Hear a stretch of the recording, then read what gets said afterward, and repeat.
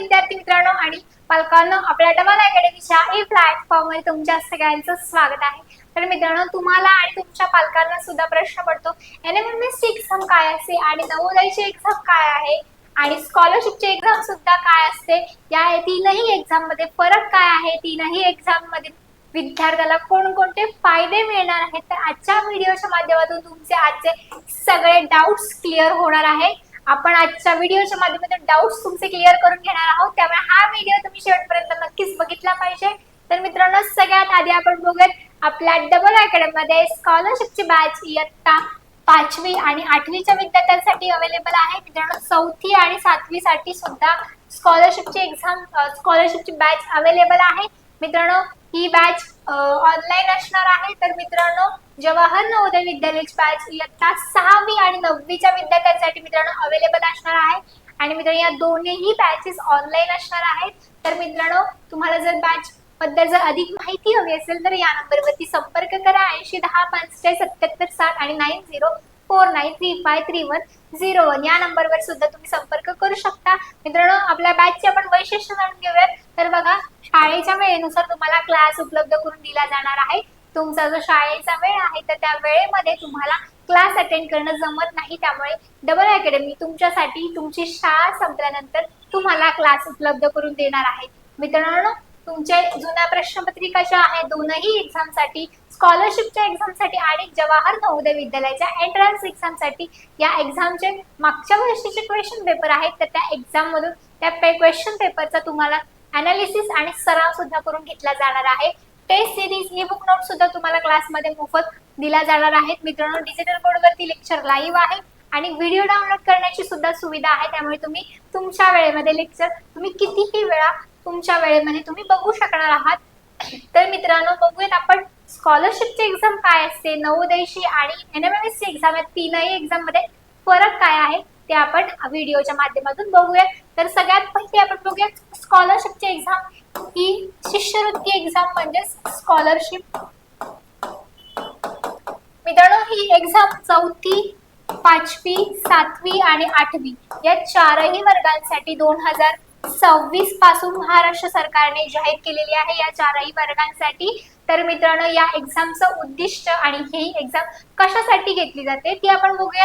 ही परीक्षा विद्यार्थ्यांची बौद्धिक क्षमता आणि सामान्य ज्ञान, तार्किक विचारशक्ती आणि भाषा कौशल्य या विद्यार्थ्यांचं या एक्झाम मधून चेक केले जातं। या एक्झाम मध्ये जे विषय आहेत मराठी आणि इंग्रजी या भाषेच्या विषयामधून भाषिक कौशल्य चेक केली जातात। मित्रांनो, गुणवत्ता विद्यार्थ्यांना शिष्यवृत्तीची रक्कम देऊन त्यांना पुढील शिक्षणासाठी प्रेरणा या एक्झाम मधून दिली जाते। महाराष्ट्र राज्य परीक्षा परिषद पुणे मंडळाकडून ही एक्झाम घेतली जाते। या चारही वर्गांसाठी ही एक्झाम होते।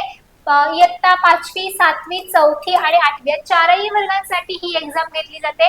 मुख्य जी शिष्यवृत्तीची परीक्षा आहे ती इयत्ता 8वीच्या विद्यार्थ्यांसाठी असते आणि या परीक्षेमध्ये मित्रांनो एमसीक्यू टाइप क्वेश्चन्स विचारले जातात, बहुपर्यायी क्वेश्चन्स असणार आहेत आणि ओएमआर शीट आहे, राज्यस्तरीय गुणवत्ता यादी याच्यामध्ये असणार आहे। ज्या विद्यार्थ्यांना कट ऑफ पेक्षा जास्त मार्क्स असतील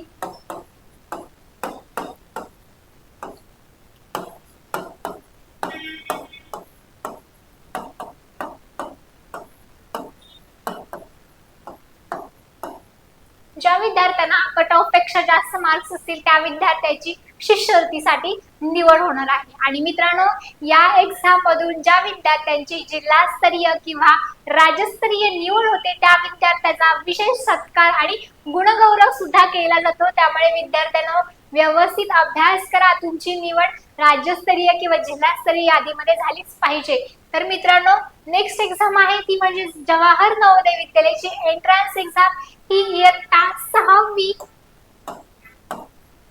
9वी आणि 11वी साठी घेतली जाते। या तीन वर्गांमध्ये प्रवेश घेण्यासाठी ही एक्झाम होते आणि या एक्झामचा अभ्यास मागच्या वर्गातल्या विद्यार्थ्यांना करायचा असतो। म्हणजे इयत्ता 6वी मध्ये जर प्रवेश घ्यायचा असेल तर इयत्ता 5वीच्या विद्यार्थ्यांना आणि इयत्ता 9वी मध्ये जर प्रवेश घ्यायचा असेल तर इयत्ता 8वीच्या विद्यार्थ्यांना, इयत्ता 11वी मध्ये जर प्रवेश घ्यायचा असेल तर इयत्ता 10वीच्या विद्यार्थ्यांना, या तीनही वर्गातल्या विद्यार्थ्यांना हा अभ्यास करायचा असतो.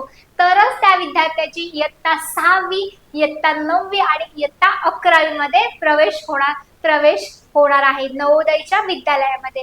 तर मित्रांनो, जर निवडला गेला तर इयत्ता 6वी ते 12वी पर्यंतचं शिक्षण या विद्यार्थ्याचं मोफत होणार आहे. मित्रांनो, या मोफत शिक्षणामध्ये विद्यार्थ्याला निवास, वसतिगृह, अन्न, पुस्तके आणि गणवेश म्हणजेच युनिफॉर्म हे सगळं साहित्य मोफत मिळणार आहे. हॉस्टेल सुविधा सुद्धा विद्यार्थ्याला मोफत दिले जाते. या विद्यालयामध्ये विद्यार्थ्याचं शिक्षण संपूर्णपणे मोफत होतं.